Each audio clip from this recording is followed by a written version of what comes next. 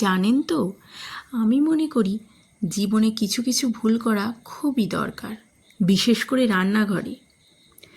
কারণ অনেক সময় একটা ছোট্ট ভুলই এমন কিছু তৈরি করে দেয় যা পরে ইতিহাস হয়ে যায়। ঠিক যেমন উড়িষ্যার বিখ্যাত ছানাপোড়া। এই ছানাপোড়া নিয়ে একটা খুব সুন্দর গল্প প্রচলিত আছে।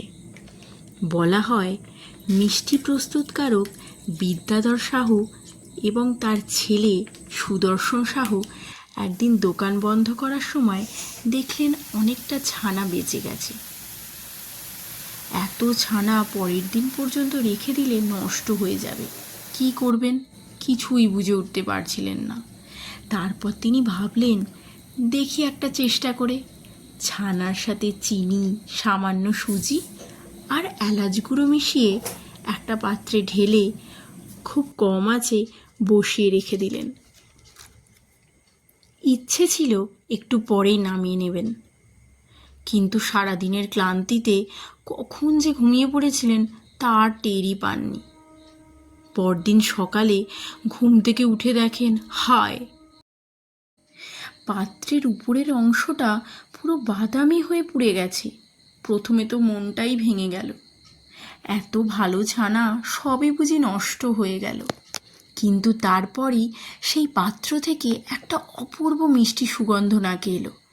কৌতূহল সামলাতে না পেরে তিনি এক টুকরো কেটে মুখে দিয়ে দেখলেন, আর প্রথম কামড়েই যেন সব বদলে গেল। বাইরের অংশের হালকা পোড়া ক্যারামেলাইজড স্বাদ আর ভিতরের নরম রসালো ছানা, এমন স্বাদ তিনি আগে কখনো খাননি।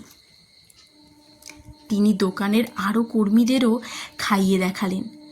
সবাই এক বাক্যে বললেন, এ তো দারুণ হয়েছে। সেখান থেকে শুরু হয় ছানা পোড়ার পথ চলা। আজ উড়িষ্যার এই মিষ্টি শুধু ভারতেই নয়, বিশ্বের অনেক মানুষের কাছে প্রিয়। তাই আমি বলি, সব ভুল খারাপ নয়। কিছু কিছু ভুল আমাদের এমন কিছু উপহার দেয় যা আমরা কখনো কল্পনাও করতে পারি না। অবশ্যই আমি বলছি রান্নাঘরের ভুলের কথা, কারণ রান্নাঘরের একটু নতুন কিছু চেষ্টা করলে অনেক সময় জন্ম নেয় নতুন স্বাদ, নতুন গল্প আর নতুন ইতিহাস। তাহলে আজ চলুন সেই ইতিহাসের স্বাদ উড়িষ্যার বিখ্যাত ছানাপোড়া আমরাও একসঙ্গে তৈরি করে ফেলি। কিভাবে তৈরি করলাম সেটা আপনারা তো দেখলেন। তবুও আপনাদের সুবিধার জন্য আরেকবার সংক্ষেপে বলে দিই। আমি প্রথমে টাটকা ছানার সাথে পরিমাণ মতো চিনি, সামান্য সুজি আর একটু এলাচ গুঁড়ো আর অল্প ছানার জল দিয়ে সব কিছু ভালো করে মিশিয়ে নিয়েছি। আপনারা চাইলে এই সময় 1 চামচ ঘিও দিতে পারেন, এতে স্বাদ আর সুগন্ধ আরও বেড়ে যায়। তারপর মিশ্রণটি একটি ঘি মাখানো পাত্রে ঢেলে 1 ঘন্টার জন্য বেকড হতে দিয়েছি। ব্যাস, আর তাতেই তৈরি হয়েছে এই নরম, সুস্বাদু আর সুগন্ধিযুক্ত দারুণ স্বাদের ছানাপোড়া। আপনারাও বাড়িতে একবার বানিয়ে দেখবেন।